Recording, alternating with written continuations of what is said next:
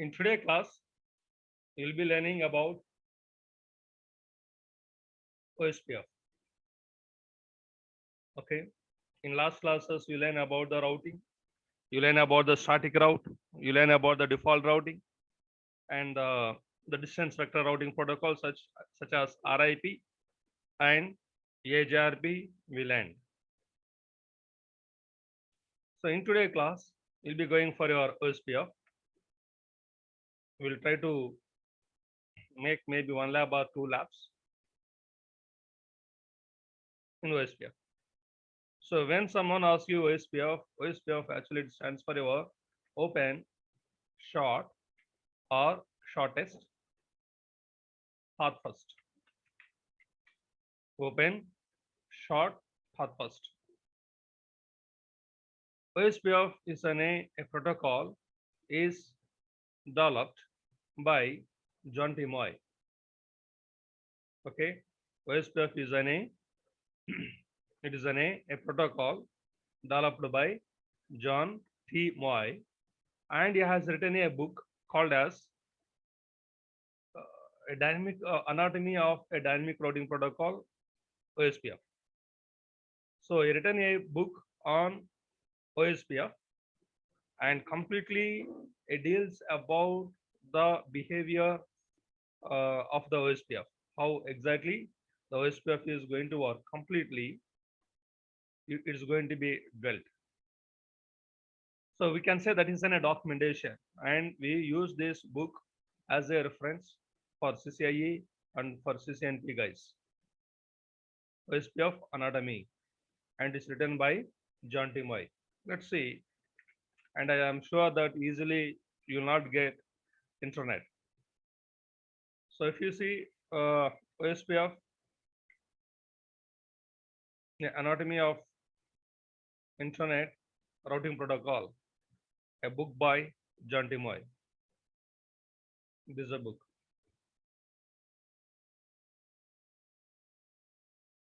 Okay. By default, OSPF is it is an IGP. We can say OSPF is it's a standard based interior gateway routing protocol. OSPF is a open standard protocol where OSPF can be configured in all types of vendors. But OSPF is a IGP. It's an interior link state dynamic routing protocol. Again, if you check in our last classes, we went for the routing. I was telling you, routing is a process of sending the data to the destination by selecting best path. Yes or no? Routing is a process of sending data to the destination by selecting best path. Routings are divided into three types. We have a static, we have a dynamic, and again we have a default routing. The dynamic routing protocols are again they are subdivided into IGP as well as EGP. So today we'll be completing almost the IGP routing protocols. So the IGP routing protocols are used specifically to advertise the routes within the single autonomous system or same autonomous system, like a single domain, a single organization. If they want to exchange the routes, we use IGP. And again, these IGP routing protocols are divided into two types. You see, we have a distance vector such as RIP and AJRP. And when I'm going for the link state, we have ISIS and OSPF. OSPF is a link state IGP dynamic routing protocol. It is OSPF does link state advertisements. When you configure in router 1 OSPF, when you configure in router 2 OSPF, when router 1 is going to advertise this particular network to router 2, is going to advertise the routes in the form of link state. That's why the word called as it falls back under the link state dynamic routing protocol. At last, we'll understand What are the LSA types? We have like different types of the LSAs are there. Okay, and it does OSPF does the link state advertisement. OSPF is an open standard interior gateway routing protocol, and the OSPF OSPF, it's a link state routing protocol. Yes, it is going to advertise the link states. A link is a physical connection of the device, and the state is its description to the neighbor. In the sense, for example, it's better that I should give you here itself some LSS. Mhm.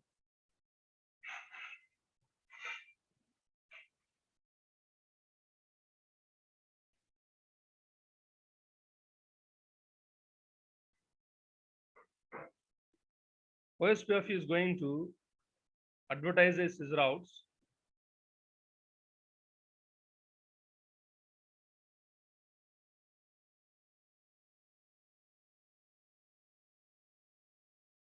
Now consider, OSPF is going to advertise the routes in the form of LSA. We have like different types of the LSA types: LSA1, LSA2, LSA3 and 4, LS5, LS6, LS7, and so on. There are other LSAs which specifically dealt with the CCIE lab.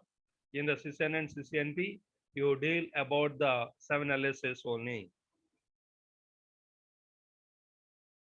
So there is LSA1, there is LSA2, there is LSA3, 4, LSA5, LSA6, and LSA7. Just to understand this number, don't read this, I'll explain you this. Because when a router 1, when you configure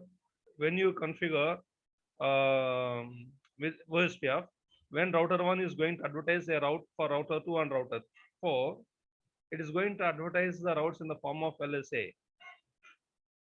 LSA link, it is a physical connectivity. What is the state of that particular behavior to the neighbor is going to be advertised. Sometimes you will configure them like a stop. Stop is different. There are some routers in the OSPF, they are going to function like an ASBR. Their advertising of routes through ASBR is different. There is called like ABR, area border router. I'll explain you, don't worry. I know you will be unable to understand at this time.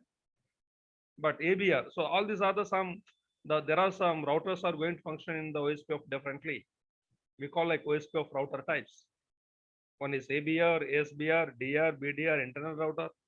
Like there are like so many routers are there. While they are advertising the route, they are going to advertise in different types of the LSS actually. That's why we say OSPF is a link state dynamic routing protocol, because it advertises the routes in the form of link states.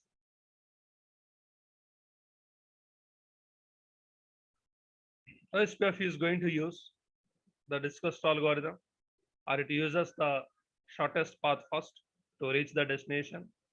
It calculates the metric. The cost is equal to 10 power 8 slash bandwidth by default. And when I'm going for your RIP, RIP is going to select the best path based on the list of sorry. RIP is going to select the best path based on the least hops actually, and the maximum hops that the RIP is going to support is 15. 16th hop is unreachable. When I'm going for the edge RP, the maximum hops that the edge RP is supporting is 255. Coming to the OSPF, it is unlimited hops. And it is going to advertise as its incremental updates. RIP is going to advertise its full routing table information periodically for every 30 seconds. So unlike RAPE, OSPF is going to advertise only the incremental updates. And by default, the administrative distance for the OSPF will be 110. The administrative distance for the OSPF routing protocol will be 110. And it is going to load balances only at the time of equal cost. For example, now I have a router 1 and router 2. Consider they have the same costs are there. Then it will do the load balancing, equal cost load balancing. Unequal cost load balancing is not supported by the OSPF and supports your FLSM and VLSM. So these are the some like yeah, the features. We cannot say the feature. These are the some points under the OSPF.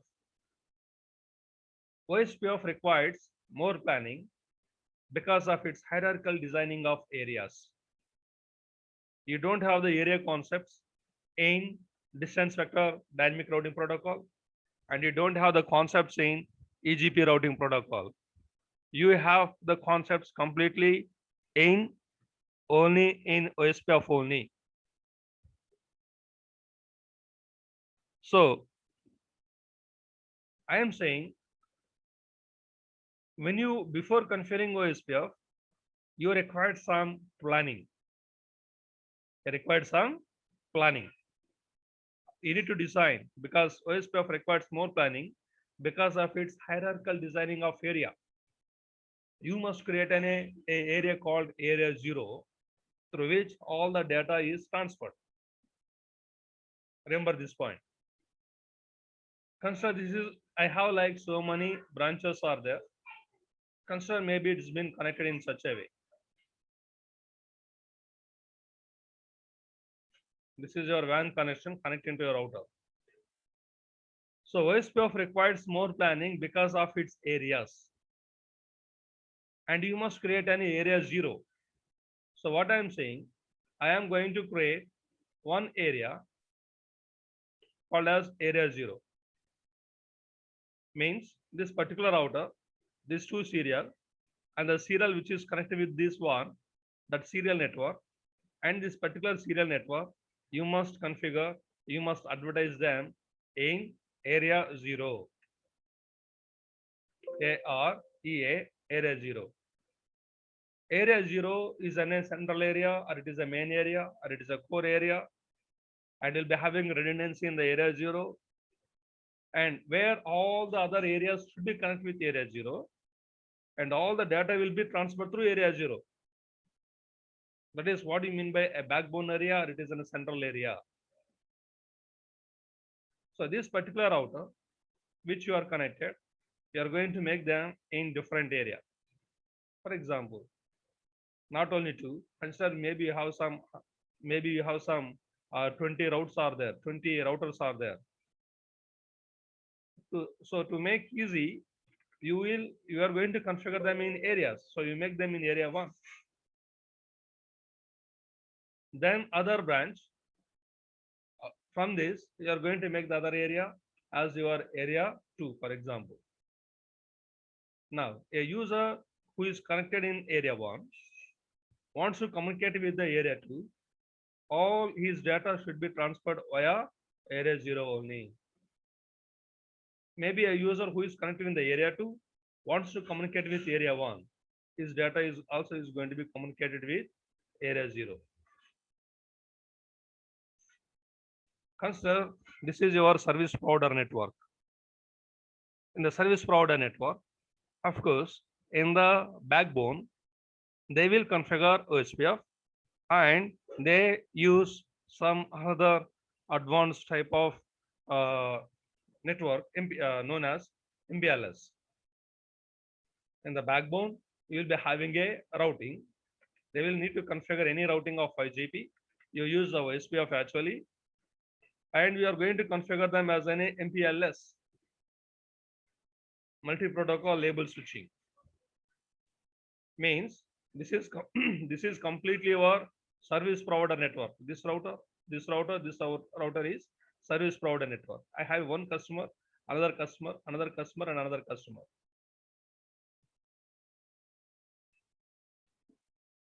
So in such a way also, even the customer's routes will be differentiated from one customer to other customer. Customer routing tables also will be differentiated. So every customer needs to be connected with another customer. So your OSPF under this backbone of in the MPLS, they'll have a separate routing table for the customer actually. In such a way, mostly the OSPF is used in your MPLS network, in the service provider network, in the ISPs and so on. Very, very important to understand the OSPF. OSPF requires more planning and more designing of its hierarchical designing of areas. You must create an area 0 and where all the other areas must be connected with area 0. There will be some chances that this area 2 is connected with some other routers. These routers are unable to connect with area 0. You have some concept called virtual area. Virtual areas are the discontiguous areas that cannot be connected with area 0 directly, but still you can make them as a virtual link and you can connect. In the next classes, again, maybe that was a theoretically you understand, but it's not in the lab in the CCNA. Specifically, it should be in the CCNP level. Understand this point. OSPF requires more planning because of its hierarchical designing of area. Take India. In India, we have 140 crores of population. Yeah, so many. So to maintain them, it's not easy task. What they have done, they divided into some states. Again, in some state, there are like populations are there. Again, the states are divided into some district. Again, the districts are divided into some mandal. So why they divided the geographical region, the place into different types of the states and the districts and the mandals, just because to govern the people properly. Take for example of your WAN service provider like ISP, who is going to give the internet to the to India actually. So whoever connected to the ISP network in Hyderabad, of course, yes, their routers or their networks are being divided into the areas. Is this just for only our convenience? Just for the This area- convenience, for easy administration, even for managing and for maintaining, and also because in a single area, the OSPF is going to support unlimited hops actually. For that purpose, we use OSPF. Yes. Yes, Venkatesh. For easy convenience, you use yeah, the yeah. OSPF, like what you are going to ask me that. So OSPF requires more planning because of its hierarchical designing of areas. You must create any. Why I'm repeating this point means it should stuck in our mind. You don't have the AHRP, you don't have the areas. Areas concepts are there in the OSPF. Somebody asks OSPF. You say OSPF is a standard protocol. OSPF requires more planning because of its areas. You must create any area 0. And other areas must be connected with area 0. If you tell like these few sentences, sufficient, then it will come. Okay, OSPF in a single area, you can have unlimited hops can be connected, and by default, the administered distance for the OSPF routes will be 110 actually. And it is going to send the hello messages for every 10 seconds. Whereas EHRP, it sends 5 seconds hello message for the neighbor router. And if I don't receive the hello message within 40 seconds, the neighbor will be discarded. That is called dead interval.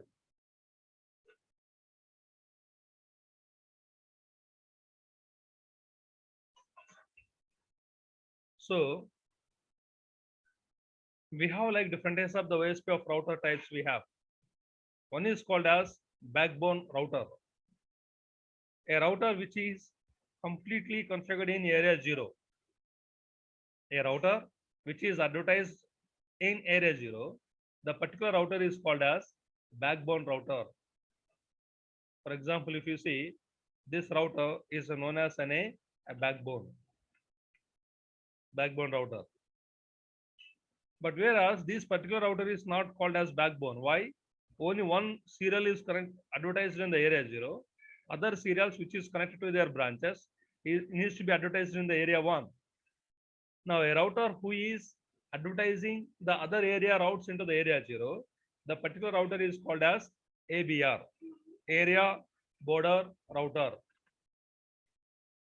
ABR, area border router. It connects other areas to area 0. It connects the other area. And while he was advertising the other routes, okay, the area 1 routes, while he is advertising to the area 0, he is going to advertise in a different LSA type. A router which is advertising the routes within the area 1, you will have a different types of LSA type. That's the main. A router which is configured in one area, for example, this router is configured only in area 1. So this router is called as your internal router. Internal router. So what is your internal router is? A router configured only in one area is called as internal router. Sometimes you will be having like an ASBR. What do you mean by an ASBR? Okay. I have another router. This is also is advertised on the area 0. All this now this router has 3 serial. It is also advertised in the area 0. But this is connected with some another routing protocol, for example, and they are using EIGRP. They are using over there EIGRP. So now this router needs to advertise the EIGRP routes into the OSPF and the OSPF routes into the EIGRP. A router who is going to advertise the EIGRP routes into the OSPF domain and the OSPF routes into the EIGRP domain, the particular router is called as ASBR. ASBR. Autonomous System Boundary Router by So default.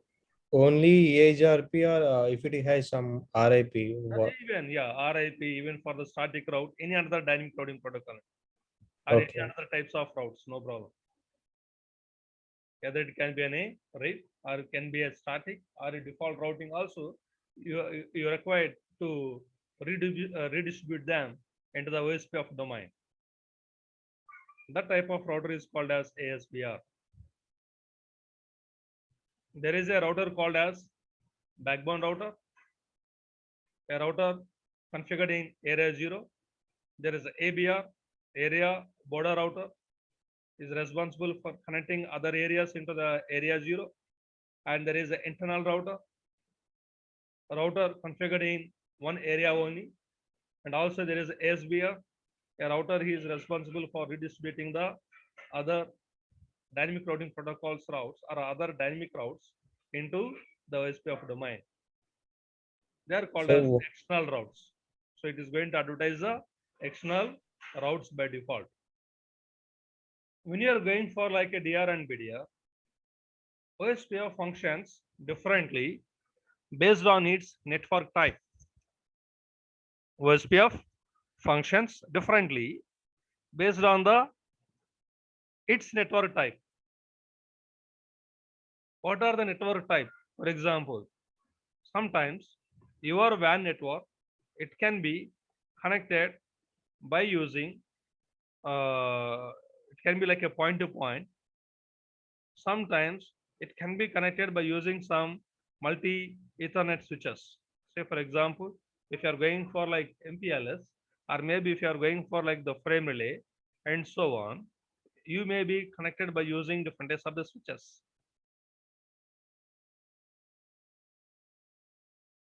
Maybe you may have a point-to-point connection that is like a serial connection.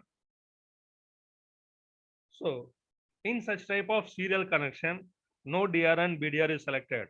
That is known as like point-to-point. One is called as point-to-point by default.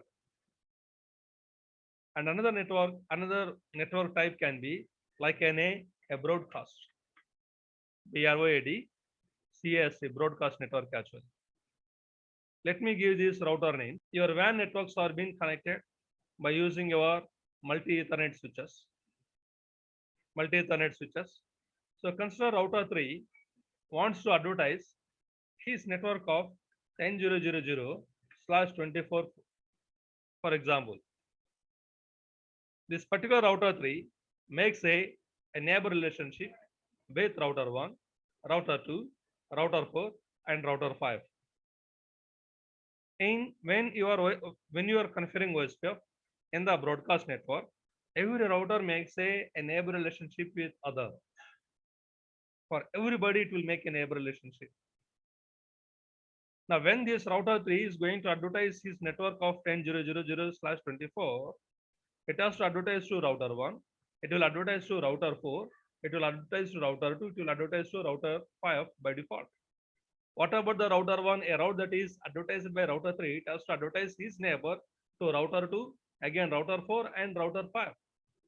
A router 4, what the route that is received from router 3 itself, it has to advertise again back. And also a route that is received from router 1 also, it has to advertise them again. What about the router 2 and router 5? Also they have to advertise. So what happens in your network? It's making a loop in the network by default. It's coming as a loop. To avoid this loop, by default, OSPF is going to select one router as an DR, stands for designated router.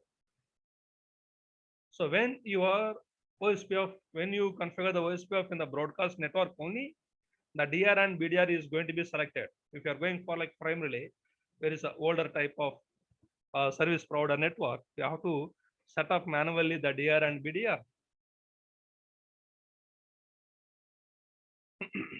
So DR stands for the designated router, BDR stands for the backup designated router. Now router 3, when he is advertising this particular route, is going to advertise to router 1, 2, 4 and 5 for everybody is going to make. So in order to overcome this loop, OSPF is going to select one router as an DR, designated router. How this DR is going to be selected? The DR is going to be selected based on the OSPF priority number. For every router, by default, they have some priority. By default, the priority is, I suppose it is 1. Every router, the priority is 1. When OSPF router priority is same, then it sees the second condition as it takes the highest loopback address. No, it is going to select the router ID. It is going to select the router ID. A router who has got the highest router ID will be selected as the DR. Router ID is an ID for the router. You can assign router ID manually. If you don't assign the router ID manually, it will take the highest loopback address. It takes the highest loopback address actually. If you don't configure the loopback addresses, it will take the it is going to take the highest HAG, highest interface address by default. What is this, sir? I am saying about the router ID. Router ID is calculated based on you can configure router ID manually. If you don't configure router ID manually, it will take the highest loopback address actually. If you don't configure the highest loopback addresses, if you don't configure the loopbacks actually, it will take the interface address. Interface surely will be configuring. You will configure the giga and maybe the serial and so on. So these addresses, it will take as the highest interface address, it will take as a router ID. Now, for example, say router 1, his router ID is 255. You can assign not the router ID. You are going to assign the priority number, yes. I think you have only 1 minute. We'll be disconnected. We'll connect it again back. We'll connect it back again.